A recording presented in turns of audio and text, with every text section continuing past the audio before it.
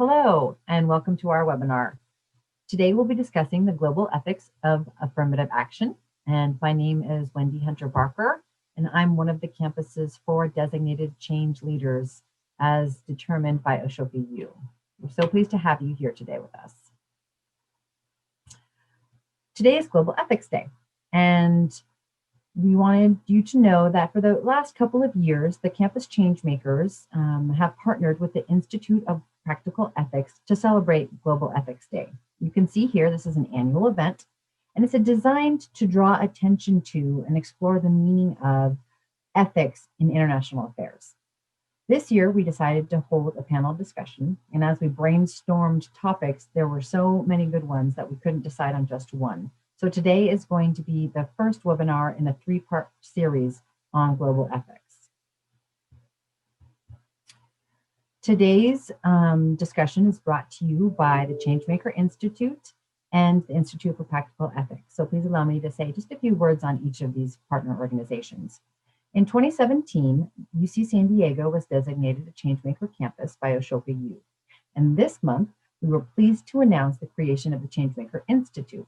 This institute will serve as a nucleus for UC San Diego's ecosystem of changemaking and changemaker education.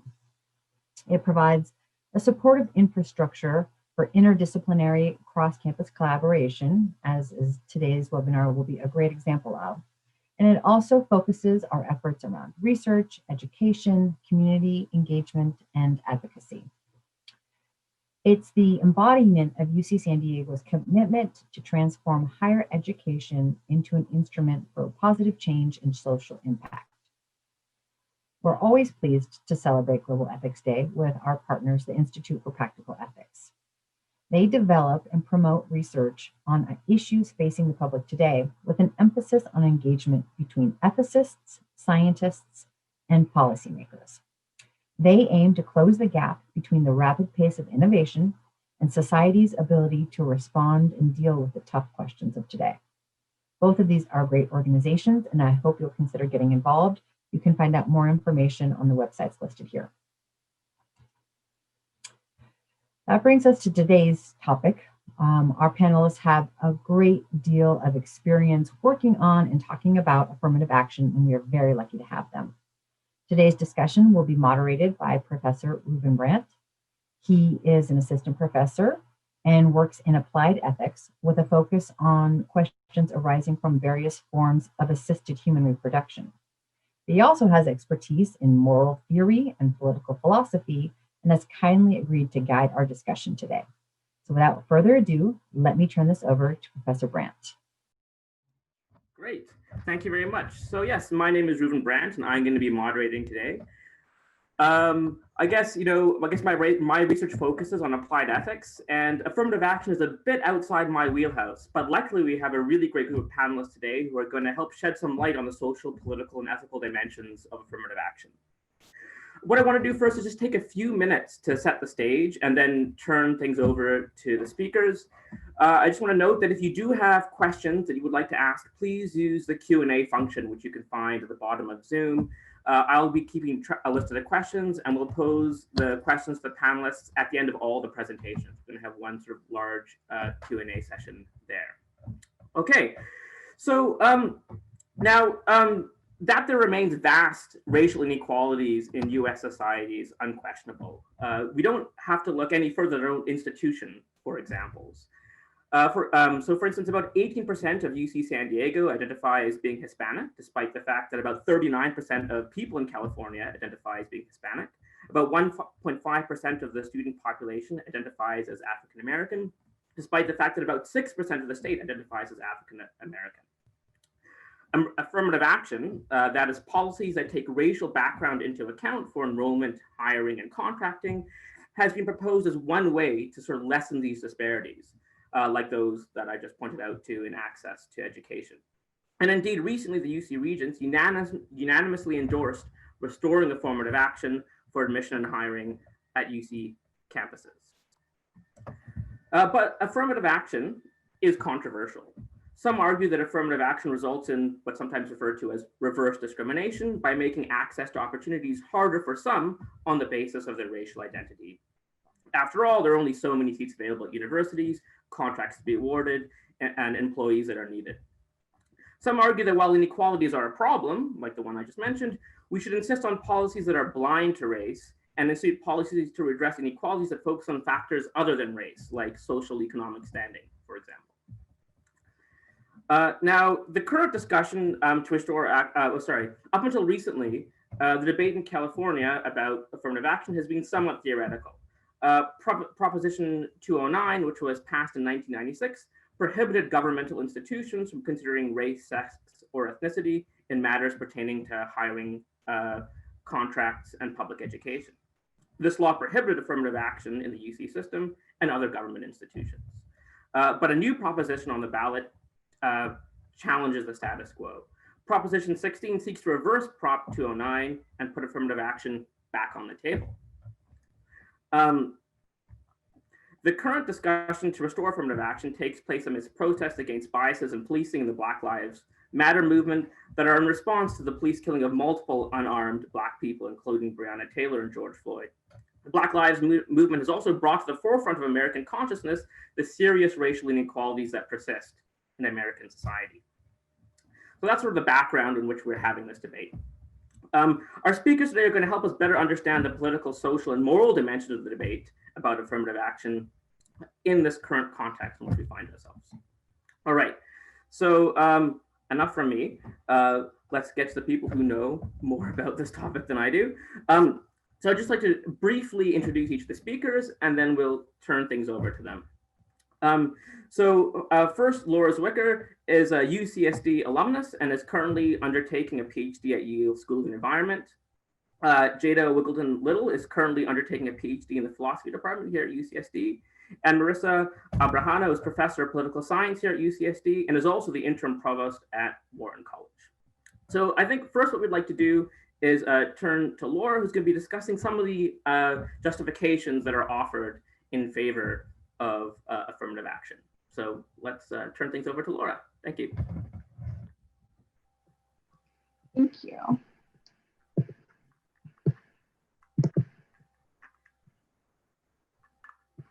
So I just wanted to talk a little bit about some of the justifications we have for pursuing affirmative action policies. Not sure if I can go to the next slide. Thank you. So I'm talking from two perspectives here mainly. First is the need for the affirmative action policies as a means of compensating for historical exclusionary practices. And also I wanted to touch briefly on the effectiveness of using educational access itself as a tool for overcoming these historical practices. It was already briefly covered, but we really don't need that much of an introduction to the numerous documented racial injustices throughout from the founding of our country to current times, from slavery, segregation, Indian Removal Act, Chinese Exclusion Act, internment camps. There have been numerous and documented. And the role of education is really important in this. All of these historical injustices have led to a significant gap in generational wealth, as well as access to participation in policymaking and in elite institutions, which education is definitely a gateway. It exacerbates socioeconomic equality, and it has a mutualistic relationship as well, as property taxes fund our public schools, and as wealth allows access to elite private schools, which serve as a funnel into elite higher ed schools. And then we also know that marginalized people need to deal with stereotype threat, the playground to prison pipeline. And all of these have profound impacts on long-term health and earning potential. And we don't really have time to go into all of the statistics, but there are just so many studies showing that this shows up in test scores, in our SAT scores, in graduation rates, in unemployment, in home ownership, and just long pervasive access to more factors that increase wealth, increase socioeconomic status, increase participation. But we do know that even though these racial biases persist, that education does make a significant impact. you can see here that once you obtain a bachelor's degree or higher, although the inequality gap still exists, it is much minimized from not having a high school degree. And that only increases once you go to graduate school and beyond. So why does this matter? Well, when we talk about the ethics of needing to do this, we know that this has this profound effect on later earnings in life, on general well-being, on health.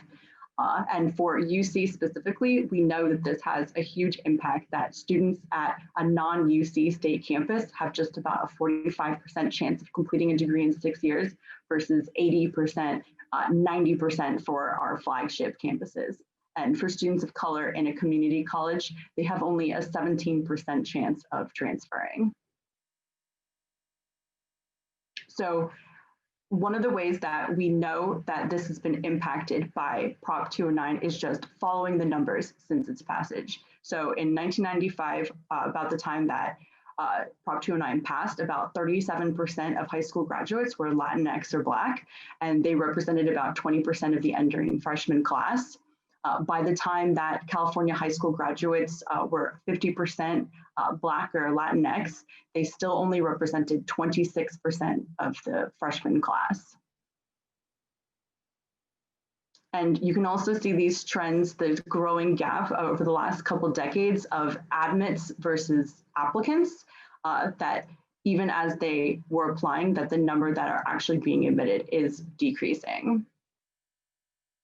And I think it's really important to point out here that this trend is not holding true for white people. If you look on the right, you can see that the general amount of white people in the state has been steadily decreasing, but the gap between those who are applying and admitted to UC schools has remained completely static, even as the overall population has declined. So there's no way around that. This is a racial issue. And I also just wanted to briefly touch on our Native American students because they're often left out of this discussion. But since Prop 209, their admissions for Indigenous students have decreased by about 30%, while their presence on campus has been halved. And what we're also seeing is that a lot of Native American professors and professors of color in general are declining faculty positions in the UCs and other schools impacted by this just because of the underrepresentation on campus. And once those numbers start to go down, then you also see less students wanting to come to the campus because they know they won't have the support here. So one of the things that most often gets mentioned is why can't we start just targeting low-income students in general? And after Prop 209, because the UC has always been oriented around fixing the racial inequity gap, they actually formed a task force to figure out how to target educationally disadvantaged students through race-neutral means, feeling that they were handicapped by Prop 209. So they started targeting underperforming schools, low-income schools, performing outreach to these students, phone banking and whatnot. But unfortunately, socioeconomic status was just not effective. We know that the racial and ethnic differences in test scores, they remain high even when we control for class. California, unfortunately, has a large population of low-income white students, and these white students have a much better chance of attending a strong high school even when they are low income. And again, this goes back to the property taxes, which are connected to through our K through 12 education. And so here we see that there's high numbers of Black and Latinx students who are coming from low-income homes, but despite their overrepresentation from low-income homes, less than half of them are actually being captured by our efforts to engage them through socioeconomic targeting. And so one of the things that also came out of this was that through the phone banking failures revealed that these highly qualified students were likely to reject offers of admissions because we couldn't match the packages, we couldn't match the benefits that other private universities who weren't burdened by Prop 209. And another thing that is really important to consider is that outreach is also very much a long-term strategy that requires fixing the K through 12 schools to community colleges, and honestly, far beyond that to our general situation. And so this is where I wanted to touch briefly on the second perspective, which is the critique of using education access as a tool to overcome these practices. And when you look at these failures through phone banking, the failures of scooping up the students through socioeconomic, the problems that it is need to fix the K through 12 schools, the community college, all of it, it really gets into questioning whether affirmative action is effective as a standalone policy. And I think it's really important to acknowledge that it is not necessarily effective just by itself.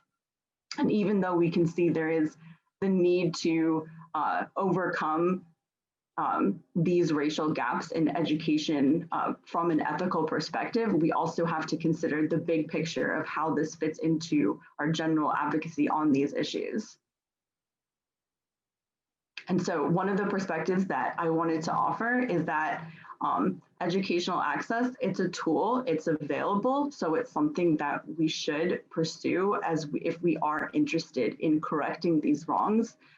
It would be a mistake to neglect using tools that are at our disposal, and that we can advance a pragmatic social change strategy that doesn't just accept these rules as given, doesn't accept the racial inequalities in our society, but instead use those who achieve this insider status to work within a larger framework of social change. And what I mostly wanted to emphasize is the need to work with coalitions working on larger structural change, that even as we are funneling people into these elite institutions, they need to be supported by larger coalitions of people working on these issues in order not only to achieve the structural change, but just to be supported themselves within the institutions.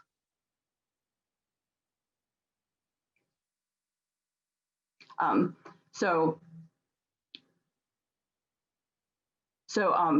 this is basically the main thing, is that the justifications are there in order to use these tools to overcome the clear racial inequities in education, but that we also just need to be mindful of the larger picture when we're pursuing this, that it's very easy to become narrowly sighted at just achieving these goals. So even as we work to overturn Prop 209, as we critique it, that it's also important to keep in mind the bigger picture and work on making cross-racial coalitions to challenge these enormous issues. So thank you very much, Laura. That's really helpful information that sort of gives us, more of the stats, I guess, than I gave in my introduction, quite a lot more depth about why we might want to endorse Prop 16 and what's at stake, and what can be gained through reconsidering affirmative action. I'd like to now turn over to Jada, who's going to be looking at some of the ethical questions that are raised by affirmative action. So yeah, Jada, take it away. Thanks. Thank you, Ruben. Thank you to the Changemaker Institute for putting this together. So when I ask if affirmative action is ethically permissible, I'm asking whether affirmative action is compatible with the values we hold as a society. There are a lot of values that come up with discussions of affirmative action, but of course, for the sake of time, I will only focus on what I take to be the kind of popular two values that do come up in these discussions. Next slide, please. In the United States, we often debate affirmative action as if such policies are unique to our country. However, India was the first country to take on affirmative action. Later, many countries followed suit, including but not limited to the United States, Malaysia, Fiji, South Africa, Brazil, and Ecuador.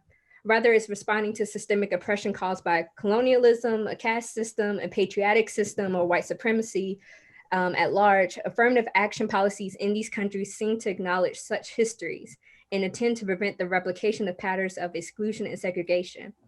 Often considered an act of retributive justice, affirmative action policies seek to provide an equal playing field to those systematically made to feel inferior because of their race, gender, class, religion, etc. Next slide, please. Yet on the surface, affirmative action seems at odds with our valuing of equality and devaluing of discrimination. Affirmative action seems to be contradictory in nature by defining equality unequally and using means of discriminations to compensate or possibly respond to past acts of discrimination. But different notions of equality and discrimination will cause us to evaluate affirmative action differently. Next. For example, those who oppose affirmative action policies say affirmative action violates our civil rights to equal consideration. That as applicants, we have a right to have our merits and qualifications be equally considered. Here, it's being assumed that because we are all persons with arguably equal opportunities to succeed, we are all equal. And as philosopher Aristotle claims, equals should then be treated equally. Next.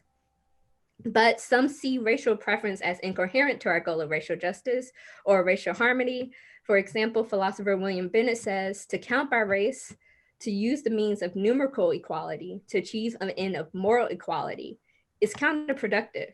For to count by race is to deny the end by virtue of the means. The means of race counting will not, cannot issue in an end where race does not matter.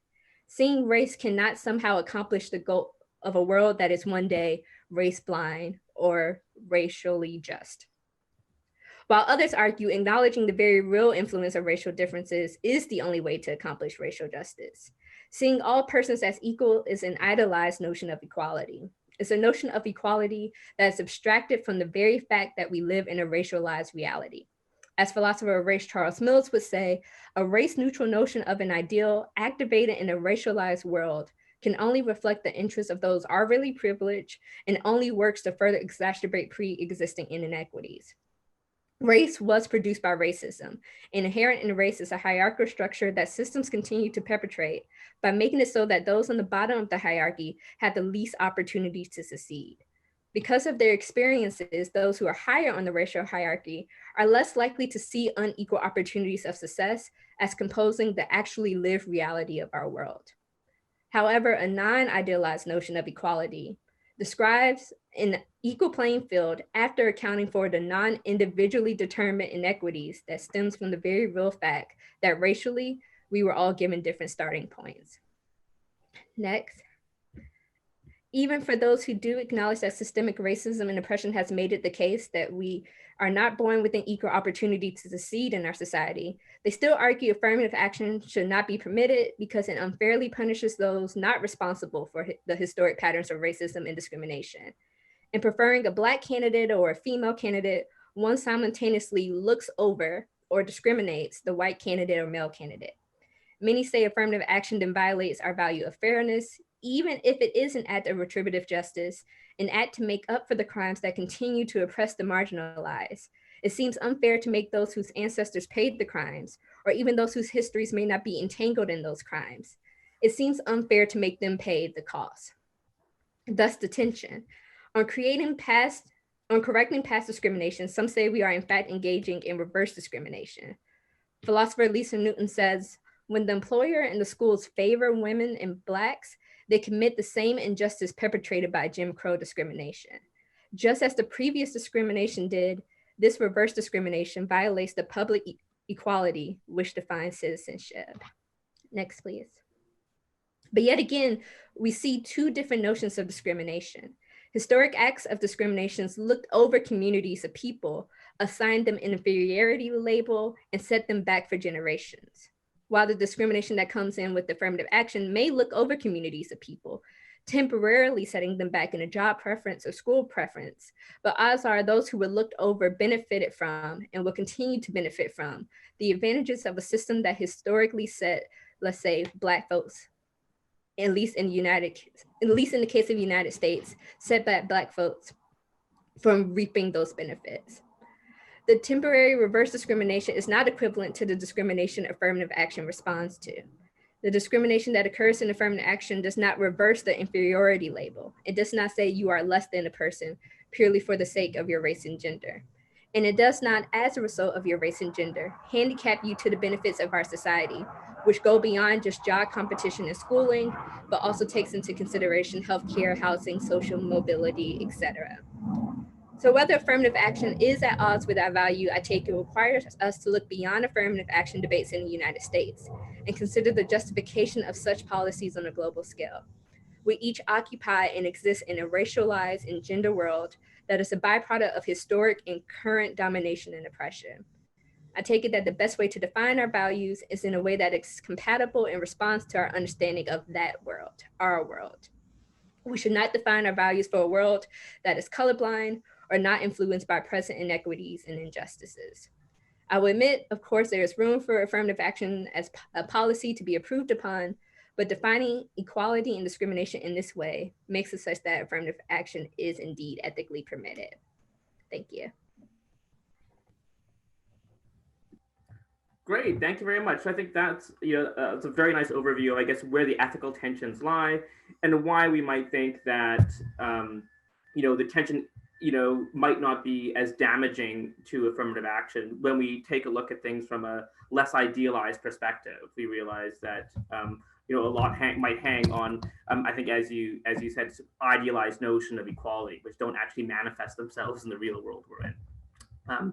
So thanks. I'm sure we'll have a lot of interesting questions about that after. So last, I'd like to just turn over to Professor Abrajano, who's going to be talking a little bit about the voter dynamics around support for and I guess opposition to Prop 16. So please go ahead. Thanks. Great, thank you. Thanks for the Changemaker Institute for organizing this. I'm pleased to be here today. So I am going to talk about affirmative action in the context of a ballot initiative that's coming up very soon. Many of voters have already voted on it, approximately 4 million in California, but I can sort of describe some of the dynamics around it. So next slide, please. So what is Prop 16? I think as Professor Brandt featured at the beginning, this is actually a ballot initiative that was enacted by the state legislature to repeal essentially Prop 209, which was passed back in 1996. Essentially, that would reinstate affirmative action in public education, government hiring, and public contracting. Now, thinking about this from a comparative perspective, back in 1996, when the repeal of affirmative action was initially passed, 54% of California voters actually supported and favored it. So it wasn't a landslide victory, but certainly it was more than a majority to get that passed. And despite, I think, what many may believe, support for Prop 16 is not uniform across all the major and ethnic racial groups in California. To a large extent, much of the conventional wisdom around, I think, proponents and opponents of Prop 16 is that because Prop 16, if you will, helps to level the playing field for racial and ethnic minorities, that this automatically presumes that there's this coalition of support from voters of color. What I'd like to show in the next couple of slides that this issue is much more complicated than that is led to believe for many of the reasons that Laura and Jada really nicely pointed out and laid the groundwork for. Next slide, please. So this is a bit of a beast of a slide, so I apologize. As infamous in California, we have many ballot initiatives happening in this upcoming election. And so if you just look here at the slide, at the first on the left side of the figure, where it says Prop 16 would allow diversity to be considered as a factor here. This shows, and this was back in, so this is actually a local poll from San Diego Union Tribune. Yes, thank you, Wendy. That if you look at the breakdown, not only by partisanship, but also along the lines of race and ethnicity, you do see some significant differences. You see here, again, sort of what I suggest, that whites, 39% say that they intend to support it, 27% are against it. If you look at the numbers for Latinos and for Asians, you get roughly the same percentage in support. But I think what's really notable to point out is just the large percentage of voters who are actually uncertain about this ballot initiative. right? Or this particular issue. We're talking about roughly ranging anywhere from 23% to 34%. So roughly 1 out of every 3 voters actually have a lot of uncertainty about this issue. And I think, again, this points to the complexity about what affirmative action actually does, right? This figure to the right of us breaks this down by interesting differences along regions as well, not just by partisanship, where you see a definite difference along party lines. A overwhelming majority of Republicans are more opposed to Prop 16. Here you can see 72% versus only 27% of Democrats. And then if you look at regional differences as well, that kind of also maps onto partisan differences along. So the coasts are more supportive of the Prop 16 that relative to our inland areas, okay? Next slide, please. I think what's important though to show as well is, again, this is another survey that was conducted just recently, and this was by the Public Policy Institute of California, along with the 2020 Asian American Voters Survey, housed at many of the PIs housed at UC Riverside. Again, here pointing out to the number of voters who are undecided or don't know much about the issue, particularly if you look around Asian Americans, right? In this particular survey, you see 43% of Asian Americans are undecided. And I think a lot of this stems from the fact that, again, the complexity of the issue, but also if you recall, there was a recent, there's a continuing lawsuit that are being posed amongst Asian Americans against Harvard for their admissions process, okay? And those who brought upon that suit were Asian Americans. And so there's this interesting push within the Asian American community to coalesce against affirmative action in the sense, particularly as it relates to higher education, because many argue that this would reduce their numbers and their chances of being admitted to elite institutions, for example, in the UCs, right? And so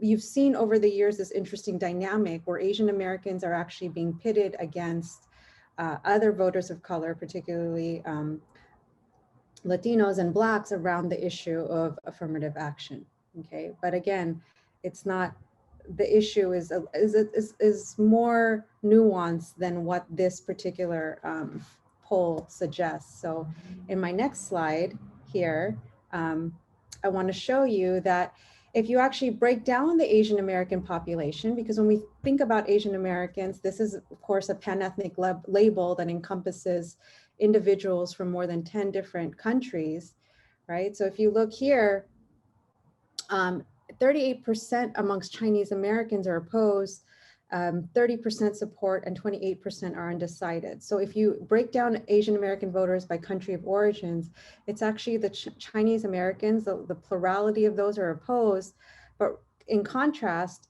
58% of Asian Indians are in support of it, far fewer percentage are opposed, and again, there you have this considerable number that are undecided, okay? So I think an important takeaway to think about with Prop 16 is that this dynamic of just pitting ethnic and racial groups one another is a little bit, is problematic in the sense that even within the Asian American community, there is a lot of diversity and variation in their policy attitudes as well. And that's important to keep in mind. I think one of the takeaways to think about this as well is that, you know, the kind of messaging and the kinds of information that voters need around affirmative action,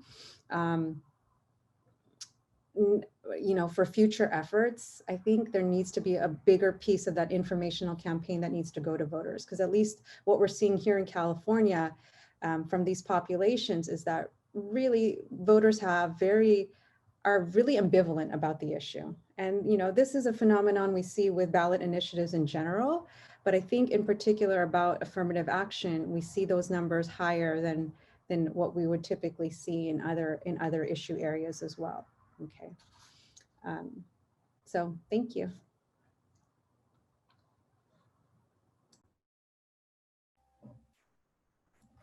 Thank you very much. So I think that's given us a really good background of sort of how to think about this question about affirmative action from, I guess, some of the reasons why, empirically, why it might be justified when we take a look at the disparities that exist, and then also examining some of the ethical arguments, and then looking at the political question. So I think this has been really, really helpful. What I'd like to do now is, turn over to questions that people might have. I have a series of questions I'd like to ask too, but of course, I'll give preference to questions coming from the audience. So I have one question from the Q&A, which I'll read out, and I guess I'll just let whichever panelists want to take it. I'm not sure if panelists can raise their hands, so I'm not sure how we're going to do this or maybe I can see the panelists. Maybe raise your physical hand if you want to respond, and we'll do it that way. So the question from an anonymous attendee is, what do you personally think is the best way to utilize concepts like systems thinking in order to identify and create meaningful change within our broken system? And I'll just say, I mean, I'm not exactly sure what is meant by systems thinking, but my view is it's something like, taking a look at how the constituent parts contribute to sort of the overall picture. And I guess in this case, we're looking at sort of social inequalities in society and how that might be a useful approach for figuring out what the best way to move forward is. So I'm not sure if anybody has some thoughts about that. If they would like to, panelists would like to say something about that at all, let me know. Any ideas? I guess I could take it on. I Sure. think I'm not gonna lie, I did have to look up system thinking. And if I'm correct in understanding the person's question, this idea of a systemic approach and holistic approach to change. And I think that goes along with what Laura was bringing up. Oh, thank you for adding the link about systems theory. I think at the end of the day, one thing that does come up that doesn't come up in affirmative action conversations, we get very isolated in our notion of like affirmative action, we treat it as the one and all solution to the problem. And it's not. I think instead what we should be treating when we're talking about voting for affirmative action or not is, do we think that this is still an important influence or important piece to the system puzzle?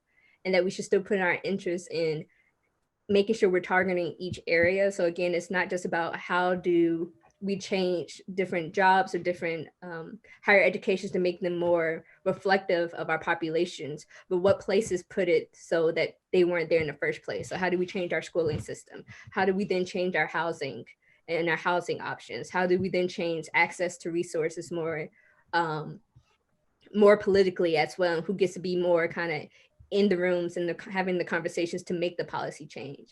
So I think you're right in the saying that, and kind of putting our finger on, we need to be looking at it as a whole system.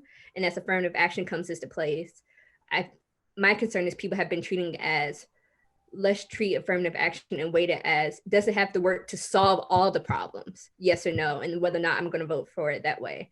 And I say instead, let's treat it as, does it do the work to do a piece of the problem?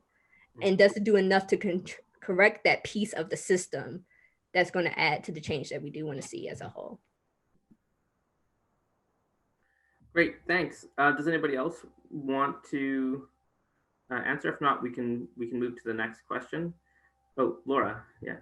I just wanted to thank you for your answer, Jada. I completely agree, and I think that a lot of times there's sort of an unfair burden for solutions, particularly when they're for racial issues, that they're just these hot button issues, and we put this unfair burden on a solution to be able to miraculously fix a problem that has so many different moving parts, and that is just so deeply entrenched in our society that there's no way one single solution could possibly hope to repair it. But I don't think that means that we should abandon imperfect solutions. This is like a long-term process, and there's like multiple steps that we need to achieve and barriers to overcome along the way in order to make any progress at all. Ooh, thank you. Diana, do you want to add something? Oh no, I just Okay, that's fine. Okay, so this is a question. I think this might be more directed to Professor Abrajano, but of course, if other people want to take a stab at it, that's great too. The question is, how do you think affirmative action would fare if our proposition system did not exist? How would our state representatives vote if it was up to them? Uh, why does everyone need to learn enough about these issues to vote on them? Isn't that the job of our elected officials? So this is a really big question, also just about the nature of, I guess, these kinds of plebiscites as well, and what role they ought to play in a representative democracy. So there's a lot there. So I'll turn this question over to you. Yeah, it's a great question, Lisa. I'll take a stab at the last one. So why does everyone need to learn enough about? So that is one of the beauties or bad things, I suppose. Depends on what your view is on direct democracy, right? And so we live in a state, if you are in California right now, where we do have a system for direct democracy. And part of the argument or the rationale for having these ballot initiatives is that, you know, it gives voters, it gives constituents and individuals the chance to directly advocate for issues that they care about. Okay, so you know, for better or for worse, that is part of the initiative process, and it's a balance to the representative democracy that we do have as well through our state legislature in California. And so I think part of the reason for direct democracy, like I just said, is it empowers voters to bring forth issues that they care about and that are, you know, to a large extent, I think normatively you would expect that are not beholden to big interests and lobbying groups or big business. But we know that in practice, at least that is not entirely true in our current political era, that many ballot initiatives are backed by highly influential and wealthy donors or interests or special interest groups and special interests. I don't, that's not the case of affirmative action. I think one interesting comparison just to think about is when Prop 209 was enacted in 2009, it was Ward Connerly, who was a businessman, but also happened to be a UC regent, who spearheaded this effort. Now, fast forward to 2020, Prop 16 was actually put on the ballot, not by an individual, but actually by the state legislature itself, right? So it does have this ability that we can get ballot initiatives through these different mechanisms. And it's interesting that at least in the issue of affirmative action today, that it's being brought forth by the state legislature. And part of that is I would infer is because of, you know, our state legislature right now is heavily Democratic. And so taking a more progressive position on affirmative action. And ultimately, I think the rationale was to leave it up to voters to decide on it and not I guess what some would be skeptical of having political elites make that decision. So that's my attempt at that answer, primarily in the last one, but I'm sure Laura probably has some additional thoughts too. Yes, I'm really glad you brought up some of the context surrounding how Prop 209 came to be. I think something to keep in mind is that California is one of only, I believe, 8 states that have this sort of ban on affirmative action, which it kind of makes it a difficult issue to understand, because then it's easy, like we were saying before, to kind of be like, well, why hasn't it, you know, fixed racism in America if it's still active in 42 states? But it's definitely a long-term process. And I think in California, it's also a really good example of cross-racial coalition building because it does enjoy a fair amount of support in our state representatives, and a lot of that came about because of our Black caucus and our Hispanic caucuses working together. This has been many years of attempting to push this through the legislature, and there's been a lot of political issues behind the scene, and it was actually, like Professor Abrajano was saying, it was a lot to do with Ward Connerly and his his interest group that actually pushed this in other states where this is in effect right now. So you do see this kind of tension between what people might want in a vacuum versus what can be politically tractable. And so I definitely think that this is something that people should care about. I mean, at least if we're going to be talking about ethics and if we're comfortable making those sort of statements, but it does enjoy support among our elected officials. And I think as we strive to be ethical citizens in a state like California, where we do get a say on this, it is up to us to educate ourselves about these issues. Thank you. Jada, do you want to add something as well, or should we move to the next question? Okay, all right. This is a question I think directed at something from Laura's presentation. So the question is, how did Prop 209 impact the financial packages which UC could offer students? And I guess Laura mentioned this as one of the reasons why the UC system might have a harder time attracting underrepresented students into the UC system. Yeah, so there, in a system where you do have affirmative action present, you can offer like special scholarships to students of color or other marginalized groups. But it is more than just the financial packages.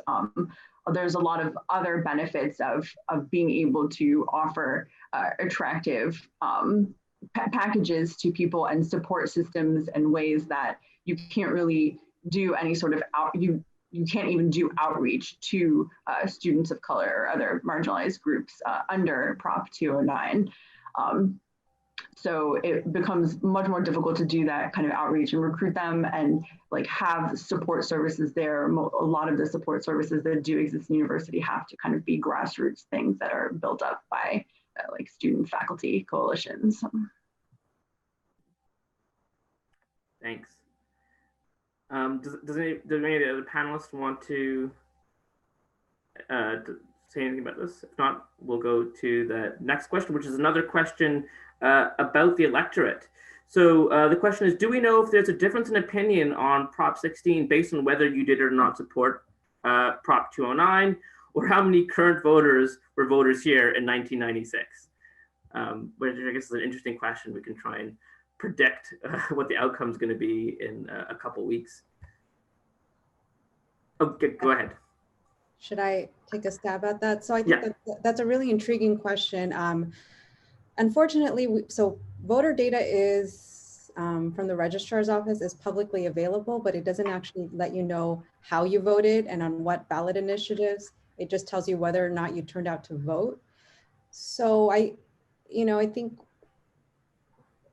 I suppose you could do some kind of analysis where you would look at whether or not they turned out to vote, their voting record in 96, and see if that predicts whether or not they voted in 209, but it wouldn't get you to actually be able to determine how they voted on Prop 16. Maybe there's a survey that's going to come out where they specifically ask you, did you vote on 209? And if so, how did you vote on it, to see whether that's correlated with Prop 16. I think it would be most interesting to see if you could actually identify people who've had a change since that time, because we're talking about 24 years, right? So that would be interesting, and I guess you could compare it with how many people their views would have changed over time. But the only thing with those is that if you were to use the survey data approach, then it's just based on self-reports. So, but I think that would be a really cool project that somebody could explore. Great, thanks. Yeah, no, I think it's a very interesting question too. So we have another question here, which I think, which is really interesting, sort of, I guess, question about an ethical dilemma that I think is sort of implicit in some of the discussion before, but we didn't really discuss explicitly, about sort of, I guess, individual attitudes towards affirmative action. So the question is, there appears to be an ethical dilemma between solidarity and connectedness and independent individuality in addressing racial inequality. So I guess I might be wrong, and if I am, please type that Q&A back again. But I guess the question is something like, for certain individuals, they might recognize that it's the more ethical thing to do to support affirmative action, though that might place themselves at a disadvantage. So how do we navigate this kind of that tension? So does somebody want to have a go at answering that? What's that? I can give it a go. I think that's the big issue in general with just cooperation as a whole, right? It's like we have conflicts of interest, and a lot of philosophers are always trying to tackle that, even with like the idea of the prisoner's dilemma. Like, even if there's some kind of gain for us working together, it's hard to separate that from the gain of working by ourselves. And then when it comes to things like racial inequities, when unfortunately there's now money involved, there's now generational wealth and generational mobility involved. Even if we can see and know that none of us are free until we're all free, and there's some kind of great interest and benefit in that, there's a proximity to that as well. It's like, if we can't reap that benefit immediately, it's hard for us to kind of gain hold to that, versus if I'm getting passed over a job today, that's a benefit I feel tangibly. And so how do we address those conflict of interest? I mean, it'd be nice, and the goal, of course, is if we could see ourselves as humanity, that in part of what you're doing to interest yourself is to get the interest of humanity, because we are together in that sense. And by that, I'm not saying that we're equal, because unfortunately in our society we're not, but we are at least all together. And that there's a way in which, when you're benefiting those lowest in our togetherness, you are still benefiting yourself. So the best way would, I think, to address that is being able to get people to see that we are all together. But again, it's just complicated because it's going against our human notion of what can I have now? Like, we all know Americans are really bad at that marshmallow experiment. If marshmallow in front of me now, and you're telling me I could get more marshmallows later, we're just really, really bad at that. But I think conceptually, we do know and recognize the benefit of solidarity and connection, and making sure that, again, we are not free until we're all free, that we're not all to this space until we're all given the equal playing fields to this space. But the tangibility and the value of that for different individuals, I think it's just an interperson work you have to do. There's no big philosophical answer of, yes, we just need to convince people of this, because we already know. It's just going to our psychology as individuals. Thank you. That's a good answer. Laura, did you want to? Yeah, so I would agree with that so much, and I think it really touches on the, like, a sort of American narrative of individuality that we have as well, which I think is important to acknowledge that a lot of that narrative is very deliberately constructed to sort of work against our coalition building efforts. And I think that this also touches on the ideas we were talking earlier about just the need to look at things in a larger picture, that even though maybe you aren't particularly impacted by one issue, but when you reduce like affirmative action to a one issue, when you reduce anything to one issue, you're missing that larger picture, and you're missing the actual reality that none of us are benefited by upholding racist structures. So even if it's not specifically targeting you, any sort of racial hierarchical structure is ultimately upholding a larger, like, nationwide structure of inequality that is burdening everyone in the long run. And so you have to be able to extract it from thinking of one specific issue and to looking at how it all fits together. Great, thanks. So I think we have a couple minutes left, so I think it's probably a good this is a good spot time to. Oh, we have one last question. I might have to go, I'll pose this question to the panelists, and I think I will disappear because I have a seminar I'm teaching in 2 minutes. So I guess I'll take this moment briefly before I read the question, just to thank everybody for coming. And I was really happy to be part of this, and I hope to be able to do something like this again. I'm going to read the question, and then I will disappear. And hopefully that does not end this whole Zoom call. I don't think it will, because there's lots of co-hosts. All right, so here's the final question. I have read that economic mobility is not as linked to college education as most people think. Even in places where affirmative action, even in places with affirmative action, very people from low SES strata are admitted, and relatively few of them are able to rise to higher strata after getting a degree. Ethically, what can UC do in addition to affirmative action to provide more people the opportunity to rise and to reduce income inequality? Okay. And with that, maybe Wendy, if you're willing to take over, that would be great. And I'm going to vanish, right? Thanks, everybody. Great. Thank you so much, Ruben. Appreciate having you here. So that's a really great question. What can the UC do in addition to affirmative action to provide more people the opportunity to rise and reduce income inequality? Jada, Laura, Marissa had to jump off too, so I would love to hear from both of you if you have ideas. Yeah, I think that is accurate. I know one problem with affirmative action that people have seen is even when it does help Black people in the United States, it often only helps the middle class, those who already kind of do have a leg up despite systematic disadvantages. So what can a UC do in addition to affirmative action?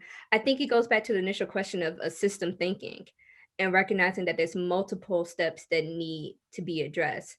And another issue people have with affirmative action is that we often treat it as just a racial diversity and enhancing racial diversity, which again was the intention in most areas. And so if we're now also interested in economic diversity and an economic mobility increase, we can't get those tools from affirmative action. So we would maybe just have to take another economic preference. So having a position for racial preference, having a position for gender preference, and having some kind of position for economic preference. And that may require its own policy and interventions. But you're right, I think it's just going to have to be something in addition to, with the same recognition of that this is some act of retributive justice that needs to be done, and putting resources behind that, and just making it clear that this economic diversity and mobility is something that does just come apart from racial mobility and diversity. And that's why it needs its just own resources and allocations. That's great. Yeah, I think it's really interesting framing the question as saying ethically, what can UC do?